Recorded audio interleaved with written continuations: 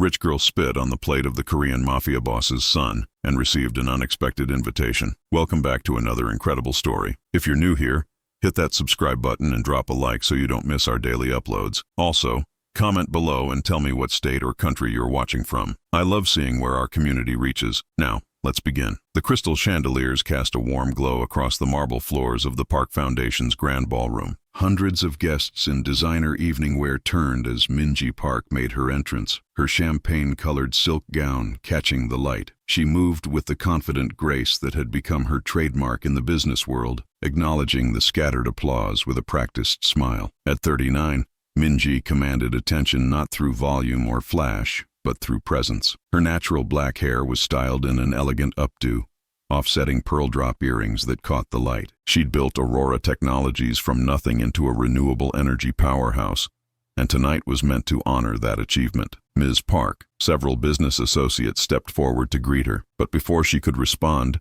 a commotion rippled through the crowd. Victoria Chen shouldered her way through the gathered guests, champagne glass in hand. Her designer dress was deliberately provocative, her attitude radiating calculated entitlement that only inherited wealth could produce. A few of her socialite friends trailed behind her, phones already raised. Minji noticed her approach but maintained her composure.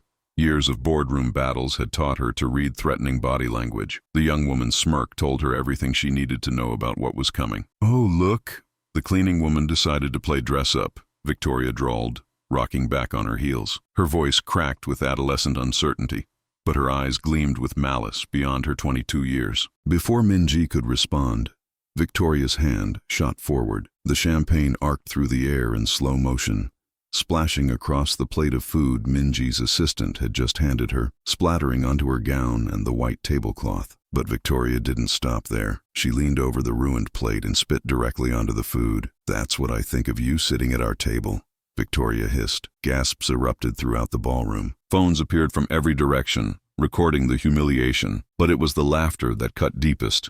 Richard and Catherine Chen's distinctive cackles rising above the crowd's shock. "Victoria, darling," Catherine called out between giggles, her phone steady as she filmed. "You're absolutely wicked," but her tone carried pride rather than reprimand.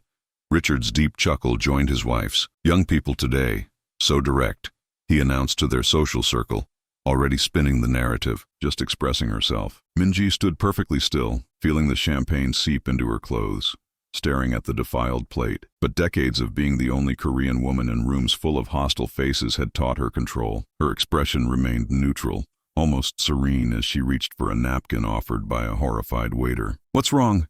Victoria taunted, high on her assumed immunity. "Going to cry and run back to whatever slum you crawled out of?" Minji dabbed at her gown with deliberate calm. The silence stretched, making Victoria's smirk waver. She knew this moment would define everything that followed, so she chose her reaction with surgical precision. "Thank you," she said softly, her voice carrying in the tense quiet. "You've just clarified my final decision." Confusion flickered across Victoria's face. She'd expected tears, anger, a scene she could twist to paint her as unstable. Instead, Minji moved past her with measured steps, heading for the stage where she was meant to deliver her keynote address. Champagne dripped from her arms onto the stairs as she ascended. The spotlights felt hotter than usual, highlighting every stain, every drop. But Minji's spine remained straight as steel as she took her place behind the podium. "Good evening," she began, her voice steady and clear. Hundreds of eyes locked onto her, phones still recording. "I had prepared remarks about partnership,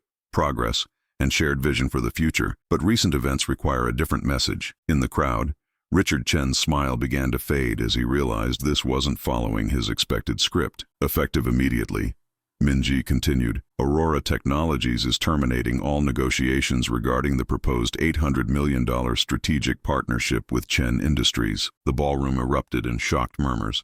Richard's face turned an ugly shade of red. Catherine's phone lowered slowly as the implications sank in. "Our company values include integrity, respect, and dignity for all," Minji stated, each word precise and cutting. "We choose our partners based on demonstrated alignment with these principles. Tonight has made it abundantly clear that this alignment does not exist." She could see Richard starting to push through the crowd, his face contorted with rage. But she wasn't finished. To quote someone in this room, "Young people today are just expressing themselves." Well, Companies express themselves too. We all make our choices, and we all live with the consequences. Her eyes found Victoria in the crowd, her earlier bravado replaced by growing uncertainty. I choose to walk away from toxicity, no matter how profitable the alternative might be. The silence in the ballroom was absolute now. Even the servers had stopped moving, trapped in the gravity of the moment. Minji's champagne-soaked gown continued to drip onto the stage, each drop echoing like a gavel fall. "I wish you all a lovely evening," she concluded, stepping back from the podium. She moved toward the stairs with the same measured grace she'd shown all evening, leaving the Chens to face the sea of cameras now turned their way. The carefully maintained facade of the family's social dominance cracked visibly as smartphones lit up with breaking news alerts. In an instant, their daughter's cruel act had cost them a deal their company desperately needed. The empire built on generations of privilege had just been shaken by a woman who refused to play victim to their games. The click of Minji's heels echoed across the stage as she descended the stairs, her composure intact despite the champagne still dripping from her ruined gown. The ballroom had erupted into a storm of whispers and frantically typing fingers. Phones tracked her every move, their artificial glow creating a constellation of light throughout the dimmed room. Ms. Park. Ms. Park. Reporters who had been covering the gala's social pages now shouted questions with renewed urgency. But Minji maintained her steady pace toward the exit, neither hurrying nor hesitating. Richard Chen's voice boomed across the room. "This is ridiculous. Complete overreaction." He was already on his phone, red-faced and gesturing wildly. "Get me Thompson from the board. Now." Victoria stood frozen where Minji had left her, the champagne glass still dangling from her fingers. Her previous smugness had evaporated, replaced by the dawning realization that her actions had consequences beyond her parents' laughter. "Delete those videos. All of you.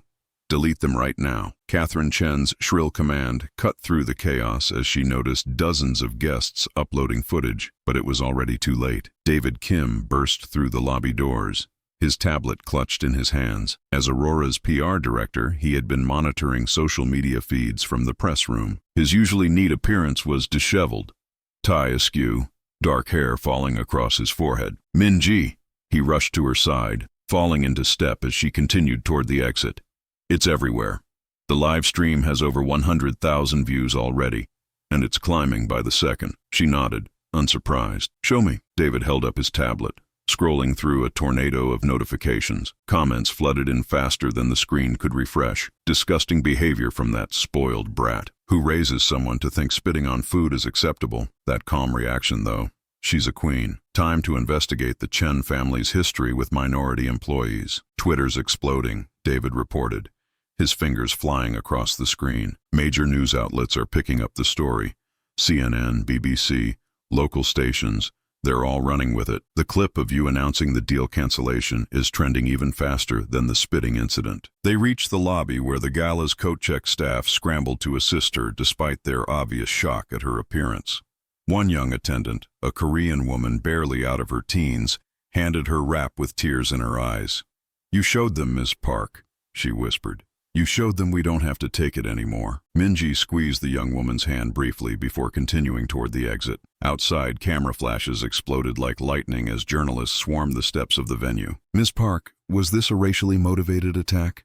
Will Aurora pursue legal action against the Chens? What message do you have for other executives facing discrimination?" David stepped forward, shielding Minji as her driver pulled up in the black Mercedes. "Ms. Park will release a formal statement tomorrow. No further comments tonight." Through the tinted windows, Minji watched the chaos recede as they pulled away from the curb. Her phone buzzed constantly with messages from board members, industry colleagues, and journalists. She silenced it, finally allowing herself to feel the weight of the evening. Chen Industries stock is already dropping in after hours trading, David reported from the seat beside her, still monitoring the fallout. "Asian markets opened 20 minutes ago, and it's not pretty. Richard's trying to spin it as a tantrum on your part, but nobody's buying it. The video speaks for itself. Their PR team will push back hard tomorrow," Minji said, watching the city lights blur past. "Have our legal department ready. Richard won't take this lying down. Already on it." "But Minji," David hesitated. "This is bigger than a canceled deal now. The public response. People are seeing this as a watershed moment.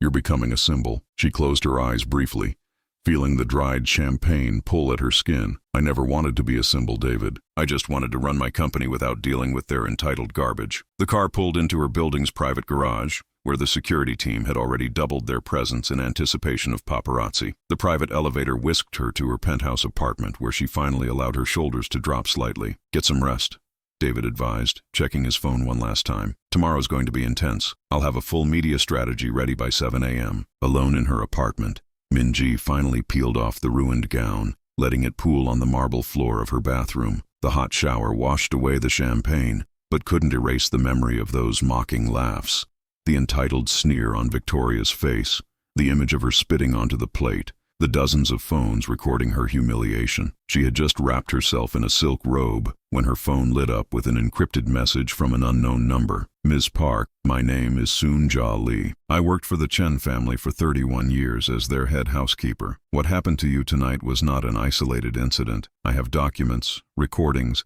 and evidence of things they have done that would destroy them completely. Things they've paid millions to keep hidden. I'm ready to share everything. Please meet with me." It's time someone finally held them accountable. Minji read the message twice, noting the precise language and formal tone. This wasn't a crank message from an internet troll. Her instincts, honed by years of corporate warfare, told her this was genuine. She typed a response. "Tomorrow morning, 8 a.m., Café Soleil on Pine Street, private booth in the back."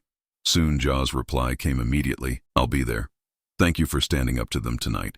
You're not alone in this fight anymore." Minji placed her phone on the nightstand, mind already mapping out scenarios and strategies. Whatever evidence Soon-Ja held, it was clear this battle with the Chens was about to enter an entirely new phase. Minji arrived early at Café Soleil, choosing a secluded corner booth away from windows. The small European-style bistro, tucked away on a quiet side street, was a carefully selected location, private enough for sensitive conversations, but public enough to ensure safety. She had already swept the area, noting only 2 other patrons absorbed in their laptops. At precisely 8 a.m., Soon-Ja Lee entered. Despite her 71 years, she moved with purposeful dignity, her silver hair neatly styled, and her clothing pressed to perfection, habits ingrained from decades of service. The weathered leather satchel she carried looked heavy against her slight frame. Minji stood to greet her, noting the straight spine and clear eyes that suggested a woman used to bearing witness. "Thank you for coming, Mrs. Lee.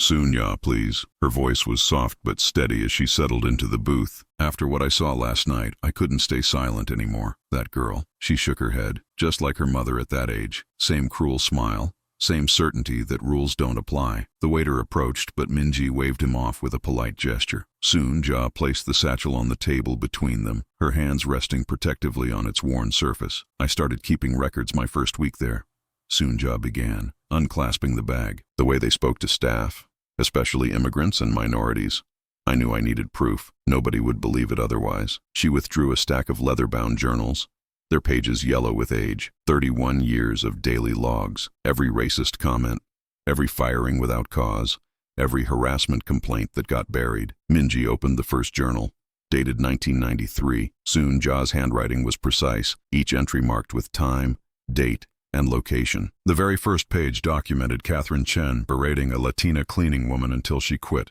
then laughing about saving money on severance. "They never saw me as a threat," Soon-Ja continued, removing more items from the satchel. "I was just the help, invisible. They'd say and do anything in front of me." She placed a small recorder on the table. 15 years ago, I started carrying this. The things they discussed over dinner." She pressed play. Richard Chen's voice filled their corner, discussing how to force out a black executive who'd discovered accounting irregularities. "Plant something in his office," he'd said. "Everyone knows those people can't be trusted with money anyway." Minji's jaw tightened. How many recordings? Hundreds. But that's not all. Soon-Ja produced a manila envelope stuffed with photographs, private parties, board meetings, family gatherings, the things they'd laugh about, the deals they'd brag about breaking. They spent the next hour reviewing documents chronologically. Soon-Ja's meticulous organization revealed patterns of discrimination, financial manipulation, and calculated cruelty spanning generations.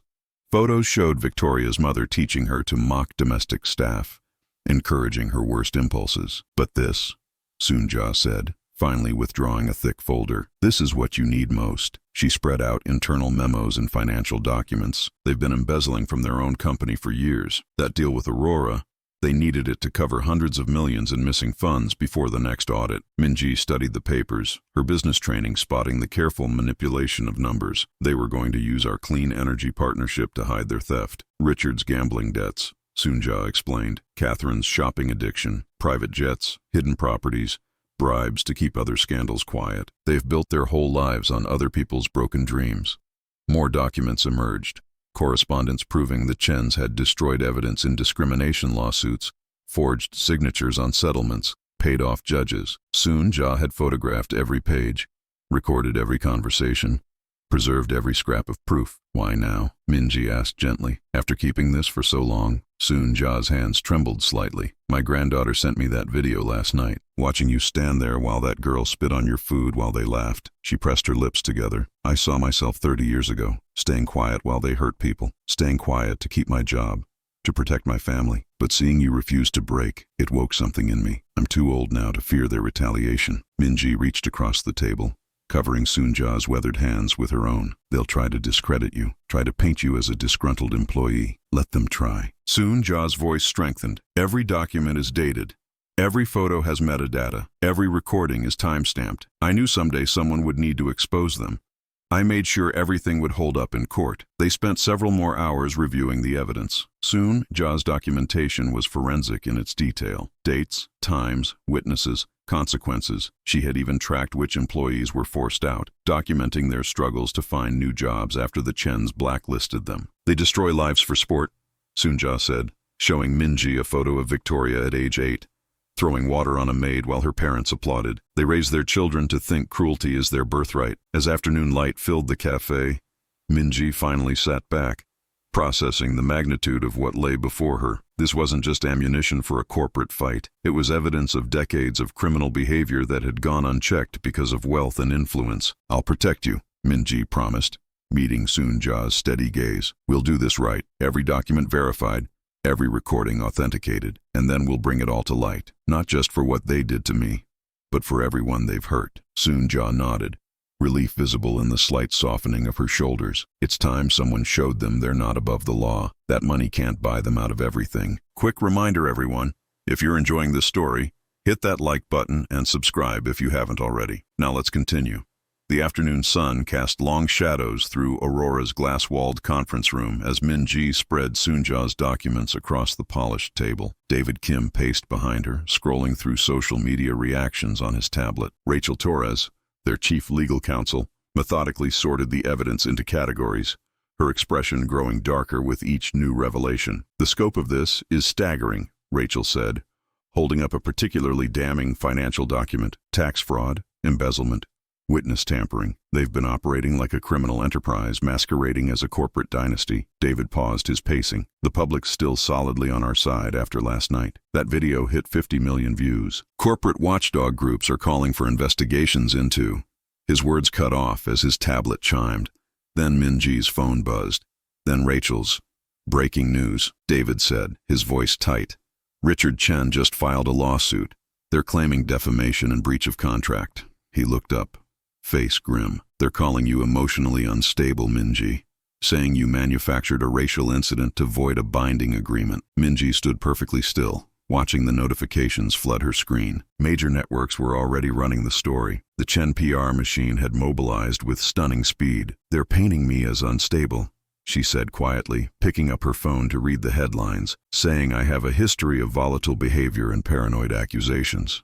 Her voice remained steady, but her fingers tightened around the device. Rachel grabbed the remote, turning on the conference room's wall-mounted screens. Every news channel showed Richard Chen on the courthouse steps, looking somber in an expertly tailored suit. Ms. Park's shocking behavior has forced us to take legal action, he was saying, his practiced concern almost believable. Her unfounded accusations and erratic decision-making have already cost shareholders millions. We tried to handle this privately, but her continued instability leaves us no choice. Bastard, David muttered, furiously taking notes. He's trying to reframe the whole narrative.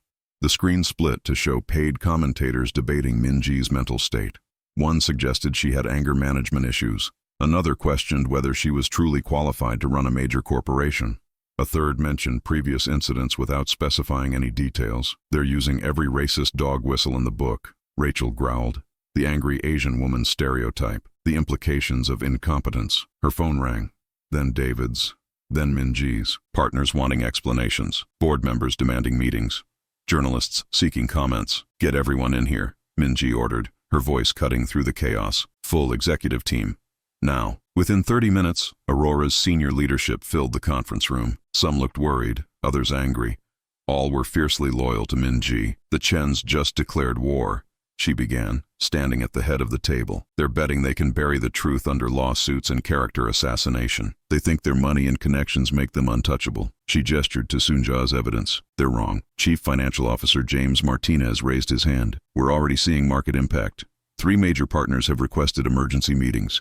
Stocks down 14%. And dropping, added Sarah Wong, head of operations. The uncertainty is spooking investors. David projected financial models onto the screens.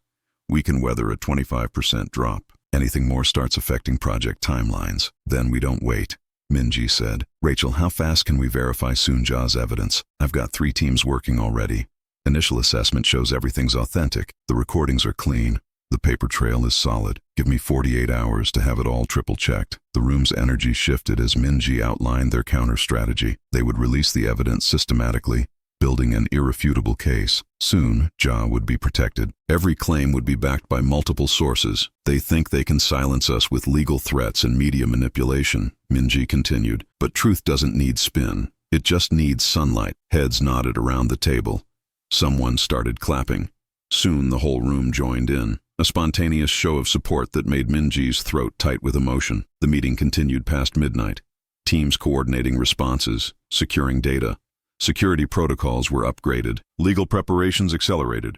Through it all, Minji remained focused, directing resources and adjusting strategies as new attacks emerged. Finally, close to 1 a.m., she returned to her penthouse. The city lights sparkled below her floor-to-ceiling windows, beautiful and distant. She changed into silk pajamas, trying to unwind. But her mind kept racing through scenarios and contingencies. At 2 a.m., she still lay awake, staring at the ceiling. The whir of helicopter blades cut through the night. News crews circling, hoping to catch something they could use against her. Their searchlights occasionally swept past her windows, casting strange shadows. She grabbed her phone, checking the latest updates. More attacks, more planted stories, more carefully crafted lies designed to make her look irrational and dangerous. The Chens were mobilizing every resource, calling in every favor, determined to destroy her before she could expose their crimes. The helicopters grew louder, their blades chopping through the darkness. Minji watched their lights dance across her ceiling, remembering Sunja's words about staying quiet in the face of injustice. But she wasn't staying quiet. She wasn't backing down. Let them circle, she thought. Let them watch. The truth was coming, and all their money couldn't stop it. The helicopters continued their relentless orbit, filling the night with their mechanical heartbeat. Dawn broke over the city as Minji stood before her bathroom mirror, meticulously applying her makeup. Each movement was precise, practiced armor for the battle ahead. Her navy silk blouse and cream blazer projected calm authority. No trace remained of yesterday's champagne stains or sleepless night. Her phone buzzed with a text from David. Cars downstairs. Sandra Holt's team is ready. Sandra Holt wasn't just any journalist. In her 35-year career, she'd interviewed presidents and exposed corporate scandals. She was known for her unflinching integrity and laser-focused questioning. This would be no softball interview. Minji's private elevator descended to the garage where her security team waited. News vans still crowded the street entrance, but they'd planned for this. The car took a private exit, emerging blocks away where no cameras waited. 20 minutes to the studio, her driver announced. Minji reviewed her notes one final time, though she'd memorized every detail. This wasn't just about defending herself.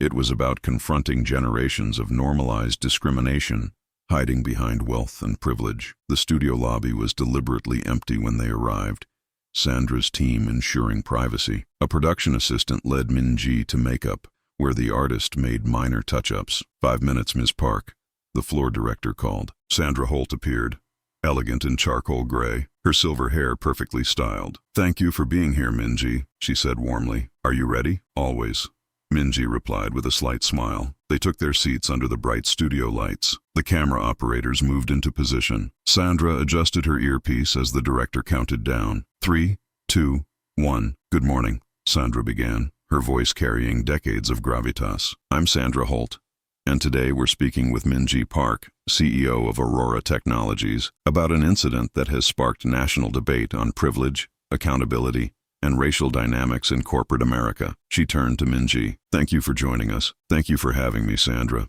Let's start with Saturday night. You were at the Park Foundation Centennial Gala being honored for your work in renewable energy innovation. Walk us through what happened. Minji's voice remained measured. I had just arrived when Victoria Chen approached me. Without warning or provocation, she poured champagne over my plate of food, then spit on it directly. Her parents, rather than intervening, filmed the incident while laughing, and this was caught on video.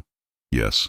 Multiple guests recorded it. What went through your mind in that moment? Minji paused, choosing her words carefully. I thought about every person who's ever been humiliated by those who believe wealth puts them above consequences. Every professional who's been dismissed or degraded because they don't fit someone's image of authority. It wasn't just champagne on my dress. It was a public display of contempt masquerading as entertainment. Sandra leaned forward. You responded by canceling an $800 million partnership deal with Chen Industries.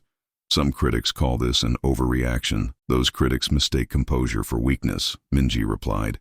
The incident simply confirmed what my due diligence had already suggested, that the Chen organization's culture of entitlement and discrimination runs deep. It wasn't an impulsive decision. It was the right decision. The Chens claim you're using this incident to void a contract you were already planning to break. That's false. Our legal team has extensive documentation showing we were ready to proceed until that night. What concerns me more is how quickly they've tried to shift the narrative from their actions to my character. Sandra nodded. They've questioned your emotional stability. Yes, Minji said, her gaze direct. It's a familiar tactic. When confronted with misconduct, attack the person who exposes it. Paint them as unstable, unreliable, angry. It's especially telling that they chose these particular accusations given their historical use against minority professionals who challenge power structures. You're speaking about a larger pattern. I'm speaking about experiences countless others have faced. The young intern told she's too aggressive for asking questions. The executive dismissed as difficult for demanding equal treatment. The professional whose legitimate grievances are labeled emotional to invalidate them. The interview continued, Sandra probing deeper while Minji articulated the broader implications with unwavering clarity. Social media exploded with support.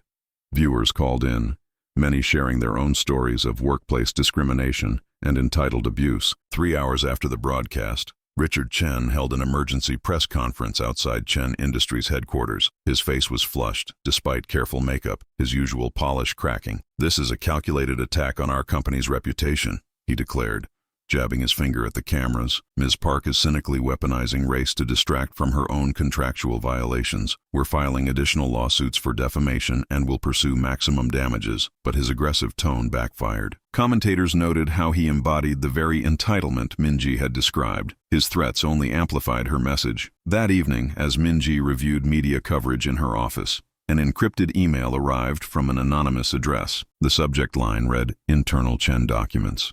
Time-sensitive.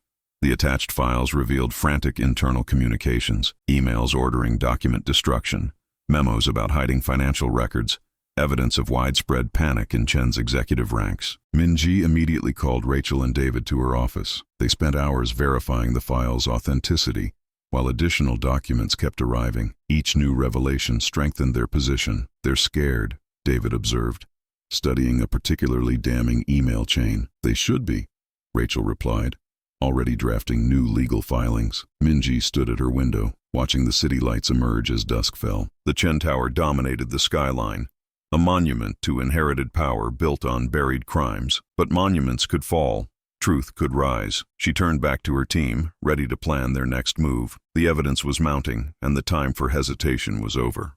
Minji arrived at Aurora headquarters before sunrise, her heels clicking against marble as she crossed the empty lobby. The whistleblower's latest files had kept her up all night, each revelation more disturbing than the last. David was already waiting in her office, dark circles under his eyes suggesting he hadn't slept either. Spread across her desk were printouts of internal Chen memos, financial records, and encrypted communications. Morning, he said, holding out a coffee. You need to see this first. He pulled up an email from their primary banking partner. Minji's jaw tightened as she read. Due to ongoing concerns, we are temporarily suspending all transaction processing for Aurora accounts pending review. 3 other banks sent similar notices, David said quietly. Richard's been making calls. Minji sat down, her coffee untouched. How many partners have pulled back? 7 major ones since yesterday. They're calling it a temporary pause, but he shuffled through papers. We're looking at about 50 million in suspended projects. Her phone buzzed. Another board member requesting an emergency meeting. That made 5 since dawn. There's more, David said, hesitating. They've hired someone to dig into your past. Not just surface stuff. They're going deep. Minji's screen filled with surveillance photos. Her leaving her building, having lunch with Soon-ja, walking into Aurora, all taken in the last 24 hours. Private investigator, David explained, but that's not what worries me most. He pulled up a draft article, clearly prepared by the Chen's PR team. The headline made her stomach turn. Aurora CEO's hidden history. Mother's immigration status raises questions. They're trying to paint you as unstable by dragging your mother into this, David said, implying the pattern of behavior runs in the family. Minji's hands curled into fists. Her mother had worked 3 jobs to put food on the table, to keep their lights on, to give Minji a chance at education. One desperate decision 30 years ago, overstaying a visa during a family medical emergency, and they wanted to use it as a weapon. Get legal on the phone, she said. I want restraining orders filed against their investigators by noon. Her office door opened and Rachel hurried in, tablet in hand. The partners are panicking. Pacific Solar is threatening to pull their entire contract. That's our biggest renewable energy project. Richard's friends on their board. David muttered. Minji's desk phone lit up, her assistant patching through another anxious board member. She let it ring. Show me the latest whistleblower files, she said instead. David pulled them up on the main screen. Internal Chen emails revealed frantic attempts to hide financial misconduct, orders to shred documents, conversations about offshore accounts, but most damning were the exchanges about Soon-ja. They knew she had evidence and were desperately trying to locate her. We need to move faster on analyzing Soon-ja's records, Minji said. Get our forensic team. Her phone buzzed again. A text from her bank. Her personal accounts were now frozen. They're trying to strangle us financially, David said, watching her expression. Make it impossible to fight back. Minji stood, walking to her window. Below, a photographer with a long lens quickly ducked behind a car. They were getting bolder. Pull up our emergency reserves, she ordered. How long can we operate if they freeze everything? Rachel ran the numbers. Maybe 3 weeks at current burn rate. Less if more partners pull out, another board member called. Then another. Their faces appeared on her screen, demanding answers, wanting assurances, questioning her judgment. Schedule the board meeting for 2 p.m., Minji said finally. But first, get Soon-ja somewhere safe. They're going to go after her next. The morning blurred into afternoon. Financial reports showed mounting pressure as Richard's allies flexed their influence. Credit lines were suspended. Vendors demanded updated payment terms. Partners sought contract revisions. David worked his media contacts, trying to get ahead of the smear campaign. But Richard's reach was extensive. Stories about Minji's mother began appearing on smaller news sites, each more sensational than the last.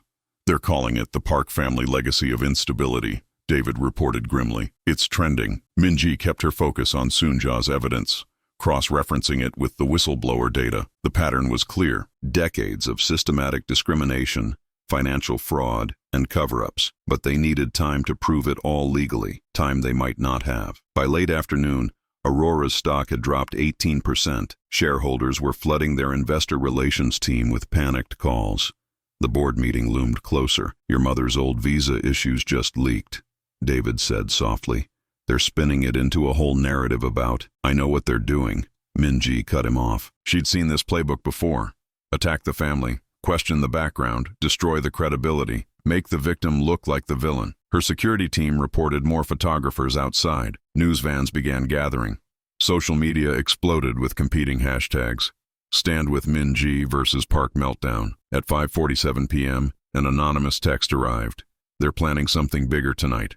Be ready. The amber glow of sunset painted long shadows across Aurora's executive floor as Minji stood at the window of her secured conference room. Below, the first protesters had begun to arrive, their competing signs visible even from the 30th floor. Security had already sealed off the building's perimeter. They're gathering faster than we anticipated, David said, joining her at the window. Police estimate about 400 so far. Minji turned away from the growing crowd to face the room. Soon, Ja sat at the massive conference table, surrounded by stacks of documents she'd protected for decades. Two investigative journalists from major newspapers were already reviewing files, while Rachel coordinated with a team of lawyers via video conference. "Let's begin categorizing everything," Minji announced, taking her seat beside Soonja. "We need this organized before sunrise." The elderly woman's hands trembled slightly as she opened her weathered leather satchel. "I kept everything sorted by year," she said, her voice steady despite her shaking fingers. "The discrimination cases are in the red folders." One of the journalists, Jennifer Walsh from the National Tribune, picked up the first red folder. "These employment records show a clear pattern. They systematically denied promotions to minority staff while fast-tracking less qualified white employees." "That was just the start," Soonja said quietly. "The real proof is in those wage documents. 25 years of paying Black, Latino, and Asian workers less for the same jobs. They covered it up by giving different job titles to the same positions." Rachel's team began scanning and cataloging each document, creating digital copies that couldn't be destroyed. The conference room hummed with the sound of scanners and urgent whispers as they worked through the evidence. "Financial crime section is even worse," reported Marcus Rodriguez, the second journalist. He spread out a series of internal memos across the table. "Look at these transfer orders. They were moving millions through shell companies, then writing them off as operational losses." David organized the evidence on a digital board, creating clusters: discrimination, wage theft, tax evasion, embezzlement, hush money. Each category grew larger as they worked through Soonja's files. "Tell them about Easter 1999, Soonja said suddenly, her eyes fixed on a particular document. The room fell silent as she continued. "They fired Maria Santos 2 days before Easter because she complained about sexual harassment. She had 4 children, couldn't make rent. They blacklisted her from every major company in the city." Minji reached for Soonja's hand as the older woman's voice cracked. "That was when I started keeping records. I couldn't stop what they were doing, but I could remember. I could prove it happened." The lawyers on screen were furiously taking notes. "These harassment settlements alone will trigger multiple federal investigations," one said. "The pattern of cover-ups makes it criminal conspiracy." Outside, the crowd had doubled. Police lights flashed as officers set up barricades between the opposing groups. Chants echoed up from the street. "Stand with Minji. Meeting. Chen Strong. We need to release this simultaneously across multiple platforms," David advised, checking his phone. "The Chens have already tried to injunct 3 smaller outlets from running stories about them." Minji nodded. "Coordinate with all major networks. Time the releases so they can't suppress them all." Soonja pulled out another folder, this one filled with photos. "These are from the company parties. See how they made the minority staff serve drinks, even ones who were executives. They thought it was funny." The journalists photographed everything, cross-referencing dates and names. Marcus found a pattern in the financial documents showing how the Chens had planned to use the canceled $800 million deal to cover massive losses from failed ventures. "They were desperate for that partnership," he said. "Without it, these offshore accounts are going to collapse. That's why they're fighting so hard." Hour after hour, they pieced together the evidence. Soon, Ja's perfect memory provided context for each document, transforming dry data into human stories. She remembered every person who'd been humiliated, every family that had suffered, every career destroyed by the Chen's systematic abuse of power. As midnight approached, the protests outside grew louder. Security reported scuffles breaking out between the groups. News vans lined the street, their lights creating a carnival atmosphere around the growing chaos. "The embezzlement schemes go back 3 generations, Rachel reported, examining trust fund documents. "They've been hiding money from regulators since the 1970s. David organized the final digital files,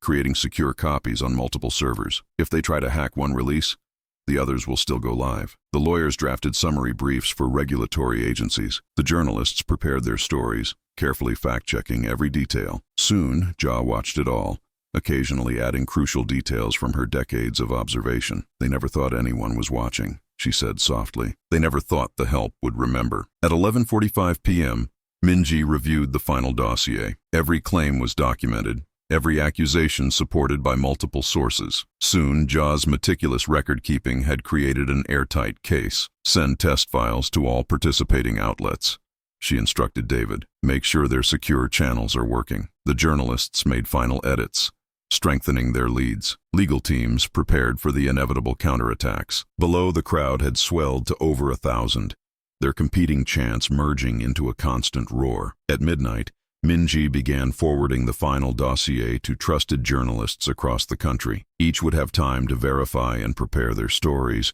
before the coordinated release at sunrise. "It's done," she said, sending the last email. "By morning, everyone will know the truth." Soon Ja smiled, her eyes bright with unshed tears. 40 years of waiting. Finally, they'll have to answer for what they've done. The conference room grew quiet as the team began gathering their materials. Outside, police lights still flashed against the dark windows. The protesters showed no signs of leaving, their shadows moving in the street like restless spirits awaiting judgment. Dawn broke over the city skyline as Min-ji sat in her office, finger hovering over the send button. The email was simple: "Release now." With a deep breath, she pressed down. Within minutes, notifications flooded her phone. Headlines exploded across every major news network. Chen dynasty exposed. Decades of discrimination and financial fraud. Exclusive. Inside the Chen family's web of corruption. Breaking. Federal investigation launched into Chen Industries. David burst into her office, tablet in hand. "It's everywhere. Every single outlet picked it up. Social media is on fire." Min-ji watched as Soon-ja's carefully preserved evidence spread across the nation. News anchors read directly from internal memos showing systematic wage discrimination. Financial analysts dissected proof of massive tax evasion schemes. Civil rights leaders demanded immediate federal action. "Look at their stock," David said, pulling up the market tracker. Chen Industries shares were falling like stones, down 35% in the first hour of trading. Security footage from their camera feeds showed the crowd outside had tripled since dawn. Supporters waved signs with Min-ji's quotes from her TV interview. "Stand against privilege. Justice for Soon-ja. Aurora shows the way." Rachel called from the legal department. "The SEC just announced a formal investigation. They're sending agents to Chen headquarters right now." Live helicopter footage showed federal agents entering the Chen Industries building. Employees streamed out, many carrying boxes of personal items, afraid to be associated with the scandal. "Chen Board of Directors calling emergency session," David reported, reading from his phone. Major shareholders demanding Richard's immediate removal. Soon-ja arrived mid-morning, tears in her eyes as she watched her decades of careful documentation tear down the empire that had caused so much pain. "I never thought I'd see this day," she whispered. The evidence was undeniable. Soon-ja's meticulous records provided dates, times, and witnesses. The financial fraud stretched back generations. Tax evasion, embezzlement, money laundering through charity foundations. But it was the human stories that captured public attention. News programs interviewed former employees, their faces blurred, describing systematic abuse and discrimination. Maria Santos, the woman fired before Easter in 1999, finally told her story on national television. Other victims came forward, their accounts matching Soon-ja's documentation perfectly. By noon, Chen Industries stock had been temporarily suspended from trading after falling over 55%. Investment firms began publicly distancing themselves. Partner companies issued statements condemning discrimination. "Richard's been suspended," David announced, reading a press release. Board voted unanimously. They're appointing an interim CEO while federal investigations proceed. Live footage showed Catherine Chen outside their mansion, screaming at reporters, "This is a conspiracy. She manipulated that poor old woman. We built this city." Her perfectly maintained facade had cracked, mascara running down her face as security dragged her inside. Victoria's private university released a statement saying she would take a leave of absence to focus on family matters. Photos circulated of her being rushed into a waiting car, her face hidden behind designer sunglasses. Min-ji's phone rang constantly. Supporters, investors, journalists. But she stayed in her office, watching justice unfold with quiet satisfaction. This wasn't just about her humiliation at the gala anymore. This was about every person the Chens had ever hurt. Federal agents just left Chen headquarters, Rachel reported mid-afternoon. They took over 40 boxes of documents. Richard's private office was sealed as a crime scene. Social media exploded with clips of Richard being escorted from the building, his usual arrogant smirk replaced by tight-lipped fury. Hashtags trended. Chen crimes. Justice for Min-ji. Soon, Ja the hero. The protest outside Aurora had become a celebration. People danced in the streets, sharing stories of their own experiences with corporate discrimination. Civil rights leaders gave impromptu speeches about the power of standing up to systemic abuse. Soon, Ja's phone started ringing. Other former Chen employees wanting to share their stories. "They're not afraid anymore," she said, tears rolling down her cheeks. "They can finally speak up." By late afternoon, the Chen Foundation announced cancellation of all upcoming events. Corporate sponsors pulled their support. Society figures who had laughed at Min-ji's humiliation now scrambled to express their shock and disapproval. "You should see this," David said, showing Minji his tablet. A video was trending. Security footage from the gala showing Victoria's attack from multiple angles. But now people weren't laughing. They were analyzing the casual cruelty, the entitled smirk, the parents encouraging laughter. As evening fell, Minji finally left her office. The celebration outside had grown into a block party. People cheered as her car emerged from the garage. Signs waved. "Thank you, Minji. Asian excellence." Soon, Ja's army. For the first time since the champagne had dripped down her neck at the gala, Minji felt truly victorious. The truth had come out. Justice was being served. The mighty Chen empire was crumbling under the weight of its own corruption. Her driver took a longer road home to avoid the media crews camped outside her building. Minji leaned back, finally allowing herself to relax. Her phone buzzed. Another message from David. She opened it, expecting more good news about the Chen's downfall.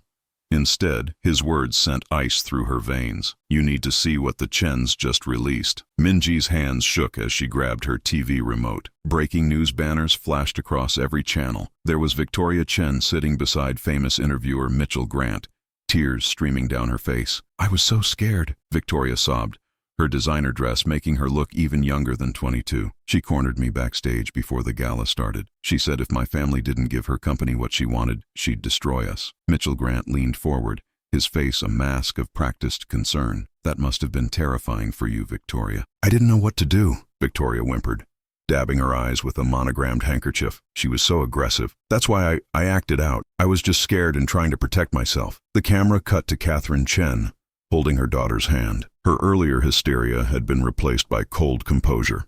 No young woman should feel threatened by a CEO throwing a temper tantrum over business negotiations. Minji's phone exploded with notifications. David was calling. Rachel was texting. Her board members were emailing. But she couldn't look away from the screen as Richard Chen appeared, looking somber. "We didn't want to release this footage," he said gravely. "We hoped to protect everyone involved. But given the vicious attacks on our family's reputation, we feel the public deserves to see the truth." The screen switched to grainy security footage. It showed what appeared to be Minji approaching Victoria in a dim hallway, her body language aggressive. The timestamp matched the gala date. The figure's finger jabbed toward Victoria's chest as she cowered against the wall. "Our security team enhanced the audio," Richard continued. A distorted voice played. "Teach you what happens when you mess with me. Your whole family will pay." Minji's stomach lurched. She had never spoken to Victoria before the champagne incident. She'd never even seen her backstage. The footage was completely fabricated. Her phone kept buzzing. She finally answered David's call. "It's everywhere," he said, his voice tight. "Social media is split. Half are calling it obvious manipulation, but half, people are questioning everything now. Minji threatens is trending. That video is fake," Minji said, her voice firm. "I never." "Pacific Solar just released a statement," David cut in. "They're suspending all contracts with Aurora pending a full investigation. Pacific Solar was their biggest client. Without their contracts, Aurora would lose millions per quarter." Her other line beeped. It was Rachel. "The board is calling an emergency session," the lawyer reported. "They're scheduling a vote on your leadership position." Outside, car doors slammed, voices shouted. Minji went to her window and saw reporters swarming her front yard. Police cars lined the street, but officers simply watched as photographers climbed over her garden. Her security system chimed. The cameras showed more people gathering in the back alley. Someone threw something at her wall. "Ms. Park," her house security guard called through the intercom. "You need to step away from the windows. We can't guarantee your safety if you remain visible." The interview was still playing. Victoria was crying harder now. "I just want her to leave my family alone. We never did anything to her." Catherine stroked her hair, her eyes glistening with practiced tears. "First, she tried to intimidate my daughter. Then she fabricated horrible lies about our company. She's clearly unstable and unfit to run a corporation." Minji's personal phone lit up with a text from her mother. "Baby, are you okay? Please tell me you're safe." Before she could respond, David called again. "Minji, I'm looking at the preliminary market projections. When trading opens tomorrow." A crash interrupted him. Breaking glass. Shouts from her security team. Red and blue police lights strobed through her windows. "Ma'am." Her guard's voice was urgent now. "Someone broke through the perimeter. We need to move you to the panic room." Minji let them guide her downstairs. As they passed her front door, she saw what had been spray-painted across it. Vicious racial slurs in dripping red paint. The police finally moved forward. but only to form a line protecting the media crews from her security team. No one was arresting the vandals. No one was stopping the photographers from documenting her defaced home. Her phone kept buzzing with news alerts. Aurora CEO accused of threatening young woman. Park empire built on intimidation. Investors question Aurora leadership. Board to vote on Park's future. Inside the panic room, multiple screens showed security feeds. She watched strangers trample her gardens, destroy her property, debate her character on live television. The falsified video played on repeat, getting grainier with each share, the lies spreading faster than truth ever could. Her private line rang. The board chairman, Minji, given these serious allegations, we've scheduled an emergency vote for tomorrow morning regarding your position as CEO. I suggest you bring legal representation. She ended the call without responding. On every screen, Victoria's tearful face played on loop. The doctored footage showed that dark figure who wasn't her, threatening a young woman who had actually assaulted her. The truth was being buried under an avalanche of manufactured evidence and weaponized white tears. Alone in her fortified room, surrounded by screens showing the destruction of everything she'd built, Minji Park, the woman who had never broken, never backed down, never let them see her crack, finally shattered. She slid down the wall, her shoulders shaking with silent sobs. The screens kept flickering with police lights, camera flashes, endlessly looping footage of a crime she'd never committed. Outside, voices shouted for her downfall. Inside, decades of accumulated pain broke through her carefully maintained walls. The false security video played again and again and again. Each time the lies grew more convincing. Each time her truth felt smaller, weaker, further away. In the darkness of her panic room, Minji Park wept. Minji's eyes snapped open in the dim panic room. Her neck ached from sleeping against the wall. The security feed still flickered on multiple screens, showing a quieter scene outside. Just a few determined photographers camping in their cars.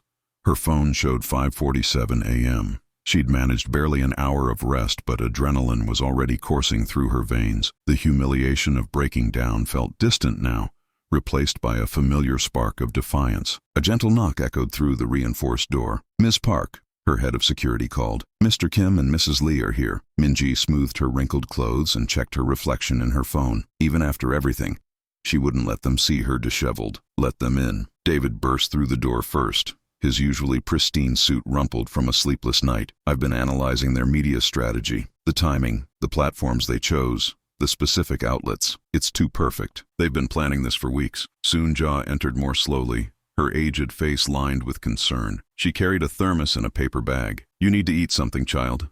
Can't fight on an empty stomach." The familiar scent of Soon-Ja's homemade tea filled the room as she poured a cup. Minji accepted it gratefully, the warm ceramic grounding her. "Show me that video again," Minji said, setting her cup down. "The raw file, not the broadcast version." David pulled up the security footage on the main screen.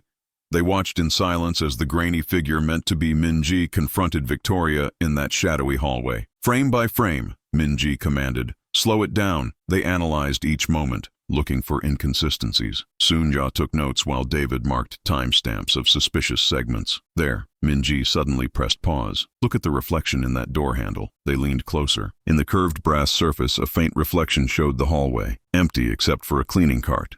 "Timestamp," Minji demanded. 7:42:15, David read. "But in the main footage, that's when you're supposedly threatening Victoria." Minji's eyes lit up. The reflection doesn't match the action. They digitally inserted figures into existing hallway footage, but forgot about reflective surfaces. Soon-Ja smiled grimly. "Sloppy work. They rushed it." "Get me everything you can about the security system at the venue," Minji told David. "Installation dates, maintenance records, hardware specs.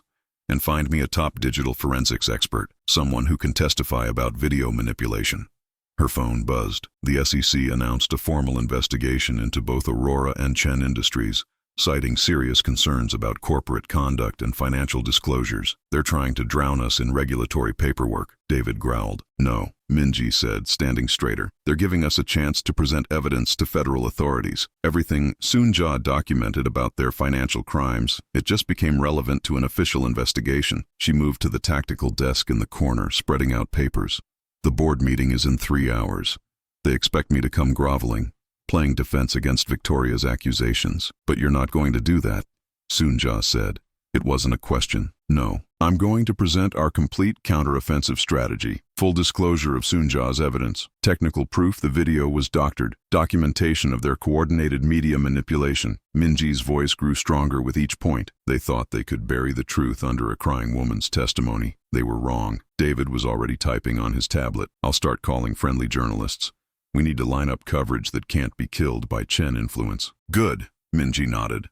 But I want something bigger. Something they can't edit or spin. She paused, then declared, I want a live press conference tomorrow morning. No delays, no pre-recorded statements. Just me speaking directly to the world. Soonja touched her arm gently. They'll try to stop you. They might even try to hurt you. They already tried that, Minji replied, gesturing to the security feeds showing her vandalized home. They threw everything they had at me last night. I broke down. Yes, but I got back up. She met Soonja's eyes. That's what they don't understand about people like us, Soonja. We've been getting back up our whole lives. She turned to David. Get me the biggest venue available. I want capacity for every major network. No press passes for anyone tied to Chen Holdings. Full security sweep before we start. What about the board meeting? David asked, concern crossing his face. I'll give them their vote, Minji said firmly. But first I'll show them exactly what's coming. They can either stand with me while we expose decades of corruption, or they can try to replace me and watch their stock price evaporate when I release everything independently. She squared her shoulders, feeling strength flow back into her spine. The woman who had wept alone last night was still there, but she wasn't broken. She was transformed. Like steel through fire, she had emerged harder, sharper, more dangerous. David, start calling venues. Soonja, we need to organize your files for maximum impact. I want a clear, irrefutable timeline of their crimes. Her phone buzzed again. More reporters requesting comments, more investors expressing concern, more social media debates about her character. Let them talk, she thought. Let them speculate and scheme and spin their lies. Tomorrow, she would speak her truth, and no amount of manufactured evidence could drown out her voice. Ms. Park, her security chief called through the intercom. The car is ready whenever you want to head to the office. Minji gathered her materials, checked her reflection one final time, and lifted her chin. Time to remind them who I am. The morning sun cast long shadows across the hastily assembled outdoor stage. Camera crews jostled for position while hundreds of phones pointed upward like digital sunflowers.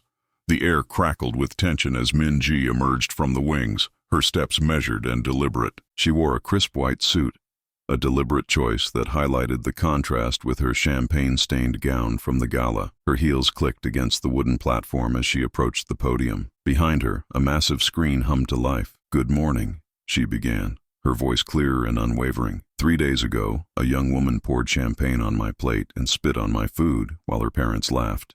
Today I'm going to show you why that moment wasn't just about ruined silk. It was about exposed corruption. She gestured to the screen where the Chen's doctored security footage began to play. This video was released yesterday showing what they claim was me threatening Victoria Chen. Watch carefully. The footage rolled in slow motion. Minji directed attention to specific frames, her laser pointer highlighting key details. Notice the reflection in this brass door handle at timestamp 7:42:15. While the main footage shows two people in heated confrontation, the reflection shows an empty hallway with only a cleaning cart. Murmurs rippled through the crowd. Technical experts in white lab coats stepped forward, presenting their credentials before walking the audience through metadata analysis. The video file contains clear markers of Adobe Premiere Pro editing software, explained Dr. Sarah Walsh, digital forensics expert. Timestamp data shows manipulation occurring at 3:47 a.m. yesterday morning, hours before its release. Minji clicked to the next slide. But this isn't just about one doctored video. This is about decades of systematic abuse and corruption. She motioned off stage. Mrs. Soonja Lee,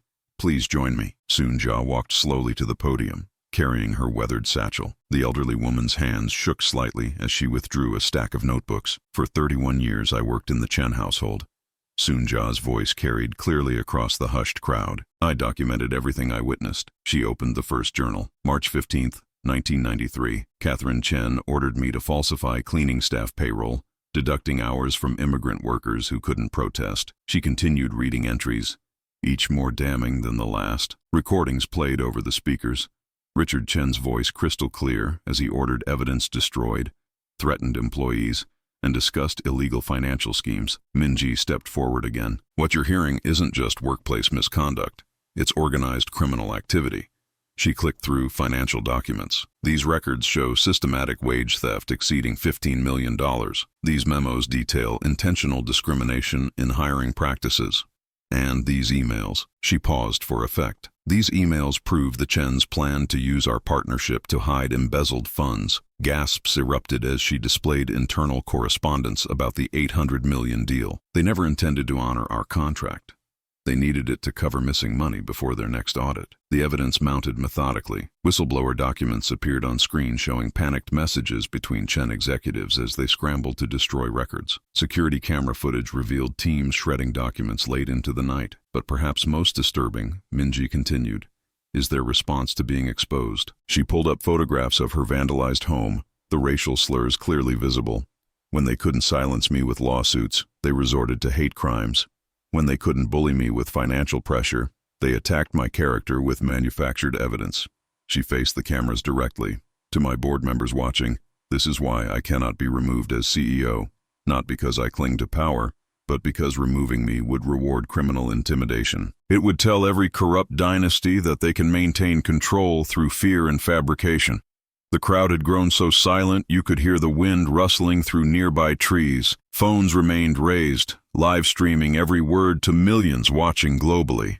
I stand here today not just as Minji Park, CEO of Aurora Technologies, she declared.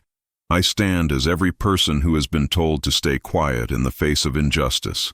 Every worker who has been cheated, every voice that has been silenced by power and privilege.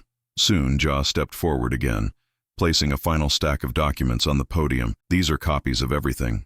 All evidence has been provided to relevant authorities. As if on cue, dark vehicles with federal markings began moving in the distance, heading toward Chen Industries' headquarters. Minji noticed them but kept her focus on the crowd. The time for backroom deals and buried truths is over, she said firmly. Every document presented today is being made public. Every recording will be available for verification. Let other corporations take note. You cannot hide corruption behind manufactured outrage. You cannot bury justice under false accusations. She gathered her materials, standing tall. Thank you for your attention.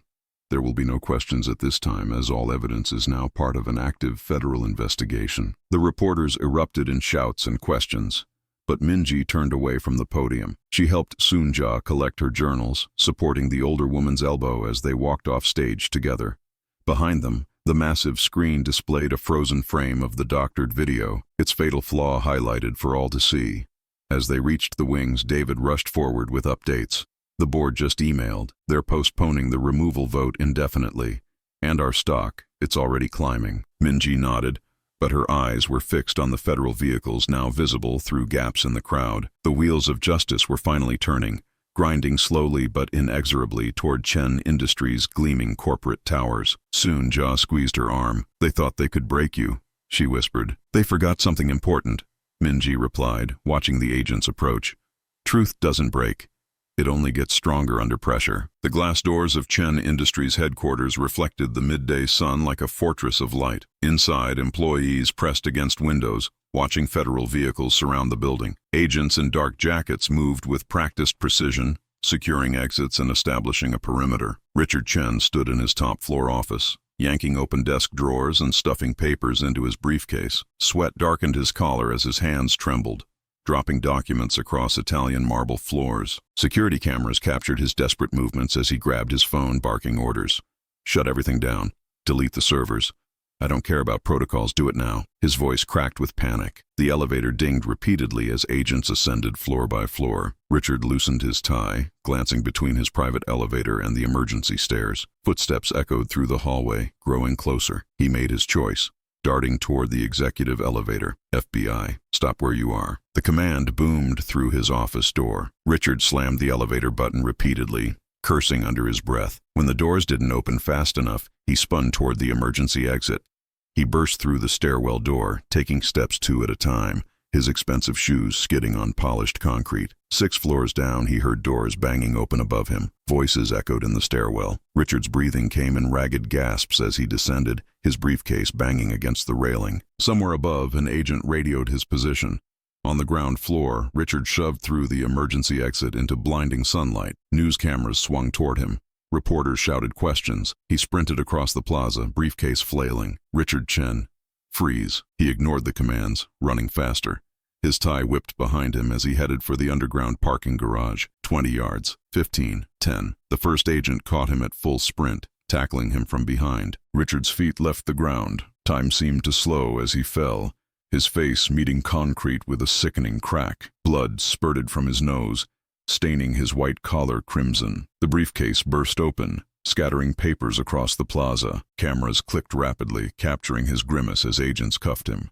News helicopters circled overhead, broadcasting his humiliation live across the nation. Richard thrashed and cursed, blood dripping down his chin. "Get off me. Do you know who I am?" "Richard Chen," the agent replied calmly, tightening the cuffs. "You're under arrest for conspiracy, fraud, obstruction of justice, and witness tampering." Across town, another team of agents surrounded the Chen mansion. Catherine Chen stood in her marble foyer, still wearing designer sleepwear, watching through floor-to-ceiling windows as federal vehicles rolled up her circular driveway. "They can't do this," she hissed, furiously deleting messages on her phone. "We're Chens." Agents knocked once, then broke down the carved mahogany door. Catherine screamed as they entered, dropping her phone. She tried to crush it under her heel, but an agent swept it away with a gloved hand. "Attempting to destroy evidence," he noted coldly, securing the device in an evidence bag.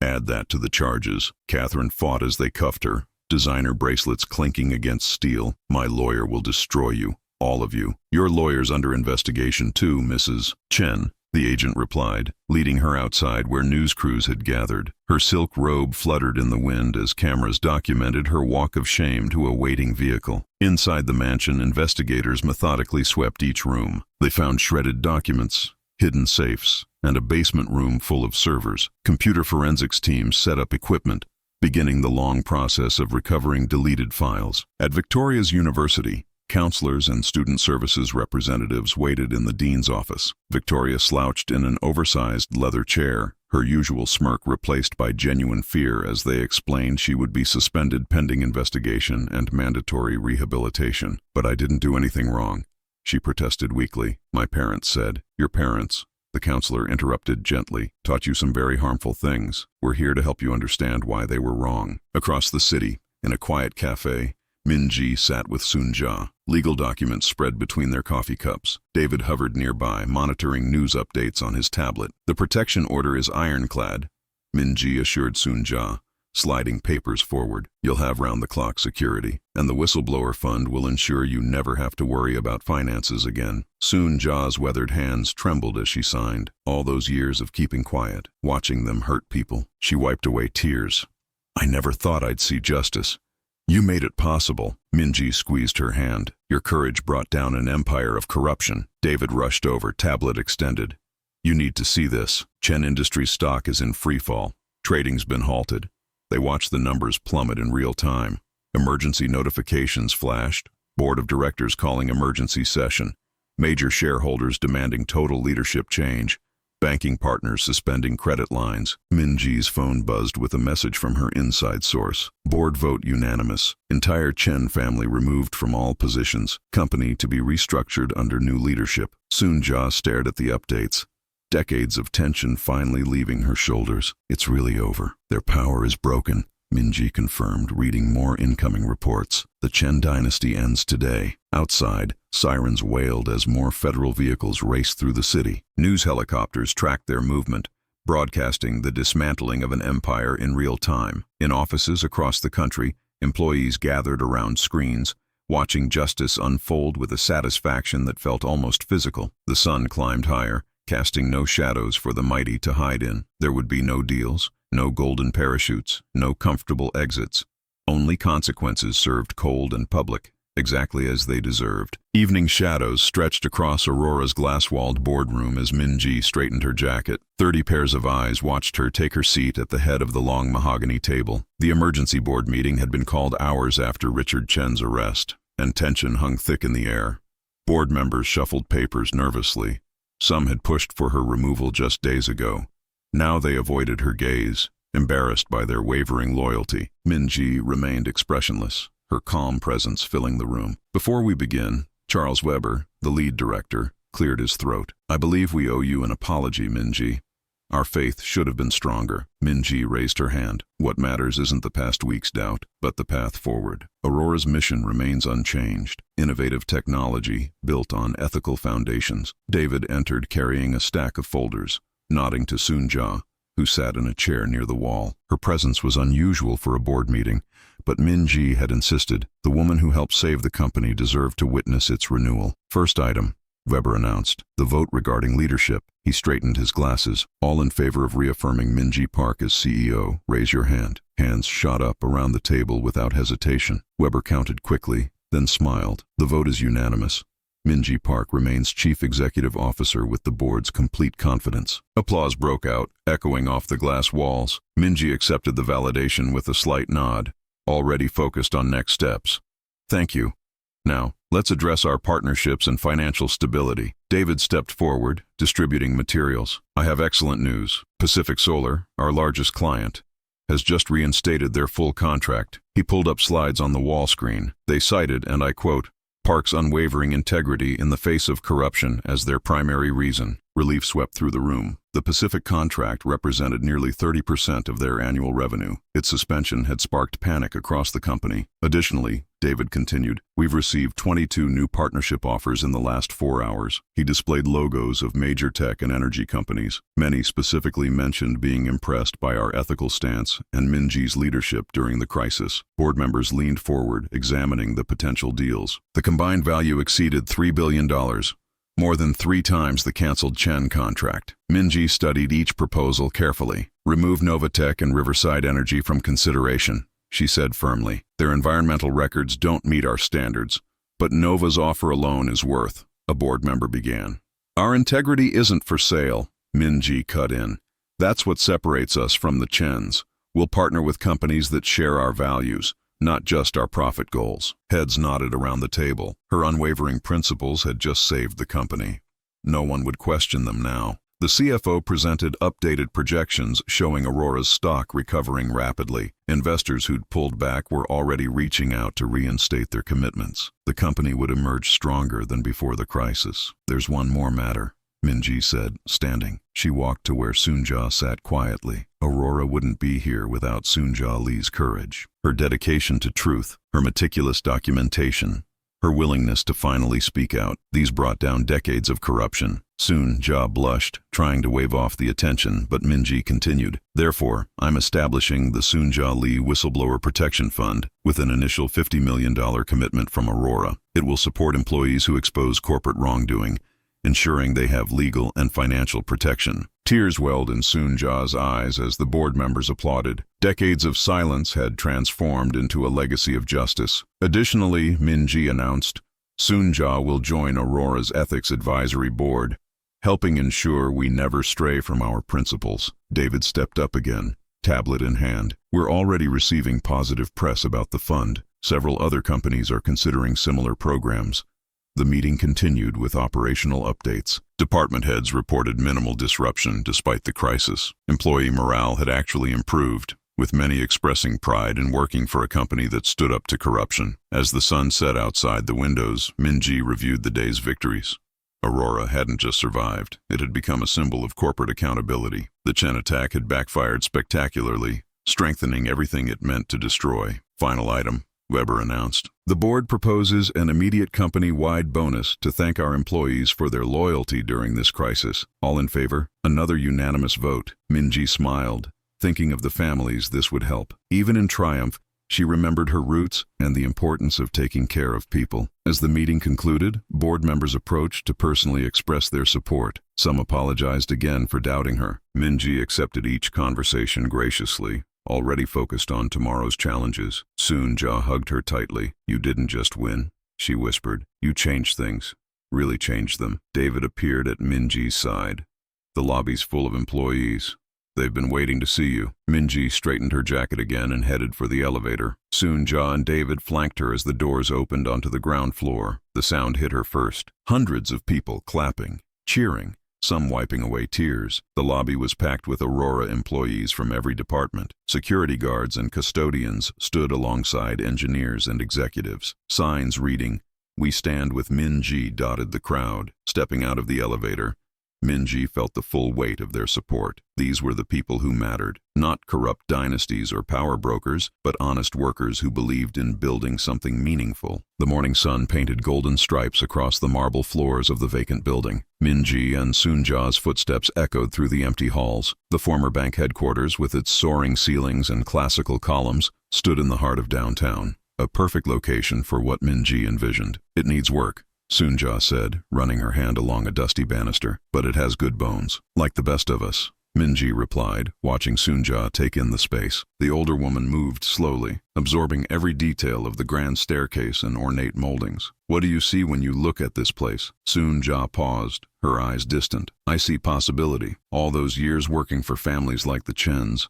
we had to use back doors, service entrances. This place, it has a presence, dignity." "Exactly." Min-ji's heels clicked against the marble as she joined Soon-ja at the window. Outside, morning traffic flowed past, the city already humming with energy. "That's why it's perfect for the Soon-ja Lee Justice Institute." Soon-ja's hand flew to her mouth. "The what?" "Your name deserves to be on something that matters," Min-ji said softly. "Something that will help others find their voice, just like you found yours." Tears welled in Soon-ja's eyes as Min-ji outlined her vision. The institute would provide legal support for whistleblowers, fund advocacy for marginalized workers, and create safe spaces for victims of systemic abuse to share their stories. The grand entrance hall would become a welcome center where no one would ever be forced to use a back door again. "The East Wing will house our legal clinic," Min-ji explained, guiding Soon-ja through the space. "Free representation for workers facing discrimination, retaliation, or unsafe conditions. The West Wing becomes our education and advocacy center, teaching people their rights, training future organizers, documenting oral histories." Soon-ja wiped her eyes. "It's too much. I'm just one person who kept some records. You're so much more than that," Min-ji insisted. "Your courage didn't just help take down the Chens. It showed others they can fight back too. This institute will make sure they have the support they need to do it." David arrived with architects and contractors in tow, tablets and blueprints ready. Min-ji had pushed for rapid renovation, wanting the institute operational within months. As they reviewed plans, Soon-ja watched in amazement as each space was assigned a purpose. The former bank vault would become a secure archive, protecting evidence and testimonies. Conference rooms would host support groups and strategy sessions. A state-of-the-art media center would amplify marginalized voices through podcasts, documentaries, and digital storytelling. "The funding is already secured," David reported, pulling up spreadsheets. Aurora's initial commitment sparked a wave of donations. People really connected with this fight. Indeed, supporters across the country had been moved by Soon-ja's story. Retired domestic workers, former service staff, and elderly victims of workplace abuse saw themselves in her decades of silent documentation. Their donations, though often small, carried powerful messages of solidarity. "Look at this," David said, showing them his tablet. Comments flooded the Institute's newly launched website. "Finally someone sees us. I kept records too. Now I know I'm not alone. Thank you for giving us courage." Soon-ja dabbed her eyes with a handkerchief. "I never imagined. That's exactly why this matters," Min-ji said firmly. "Too many people think they have to suffer in silence. The Institute will show them otherwise." By midday, the empty building buzzed with activity. Contractors measured and marked, their plans transforming the space from concept to reality. The media arrived, cameras capturing Soon-ja's emotional reaction as Min-ji detailed the Institute's mission. "This isn't charity," Min-ji told reporters. "This is justice.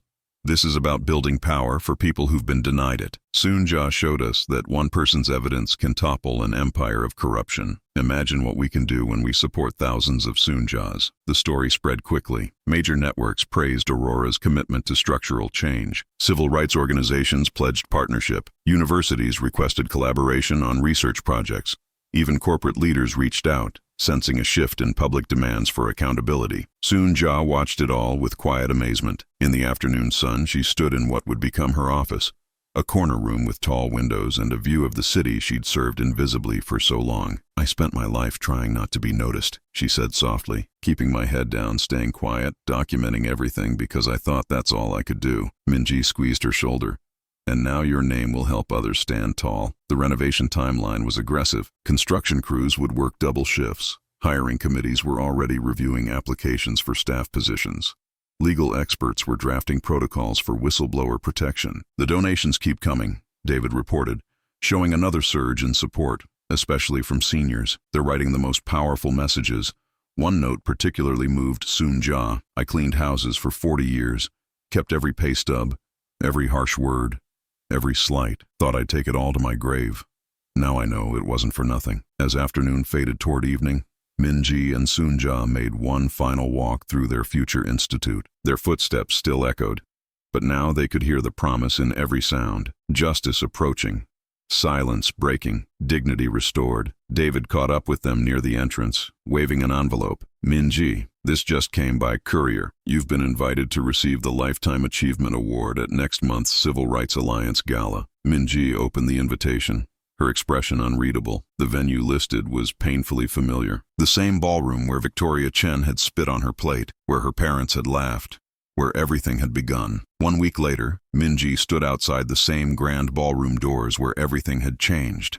The polished brass handles felt different under her fingers now, no longer symbols of exclusion, but proof of transformation. She smoothed her shimmering midnight blue gown, took a deep breath, and nodded to the attendants. The doors swung open. 1,000 faces turned. For a heartbeat, time seemed suspended. Then the crowd rose as one, erupting in thunderous applause that rolled through the ballroom like waves. Minji walked forward, each step measured and dignified, just as she had that fateful night. But this time, instead of whispers and judgment, she moved through an ocean of support. Look at her go, someone whispered.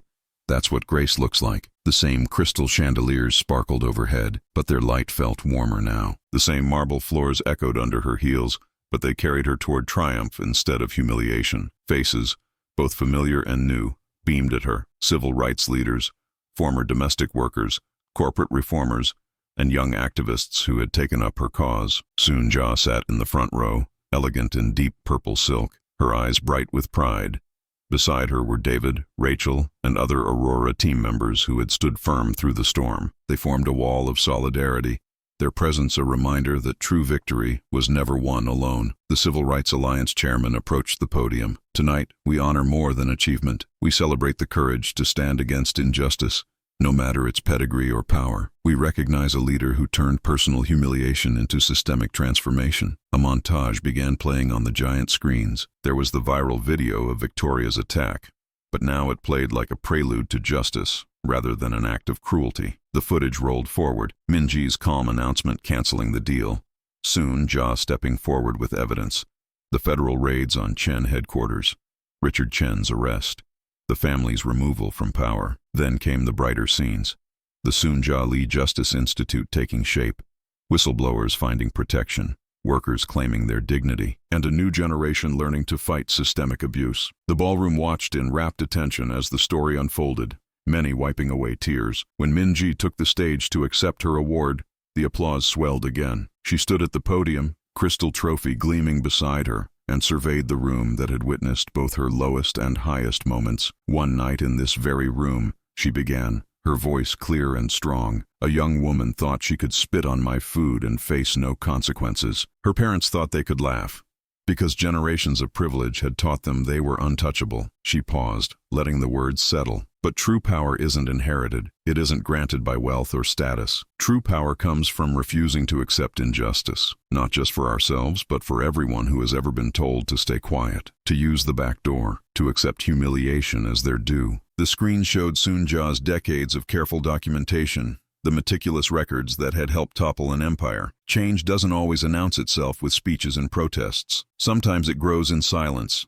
in the careful notes of a domestic worker who refuses to let truth die. Sometimes it waits years, gathering strength, until the moment comes to transform personal pain into collective justice. Minji gestured to the institute footage playing behind her. We're building something bigger than revenge. We're creating spaces where dignity isn't a privilege, but a right, where evidence matters more than influence, where no one has to spend decades waiting for justice because they lack power or connections. The cameras panned across faces in the crowd, elderly workers who had donated their savings to the institute, young lawyers volunteering at the legal clinics, tech workers building secure platforms for whistleblowers. This award doesn't mark an ending. It's a reminder that justice isn't a moment. It's a constant choice to stand firm, to protect truth, to lift others as we rise. The Chens thought they could break me with public humiliation, Instead, they helped launch a movement that will outlast their name. Soon-ja dabbed her eyes with a handkerchief as the room erupted in fresh applause. The screen showed the Institute's growing impact. Hundreds of cases won, thousands of workers protected, millions reached through advocacy and education. After the ceremony, Min-ji found Soon-ja in a quiet corner of the ballroom. They stood together, watching the celebration continue around them. "Did you ever imagine that night would lead to this?"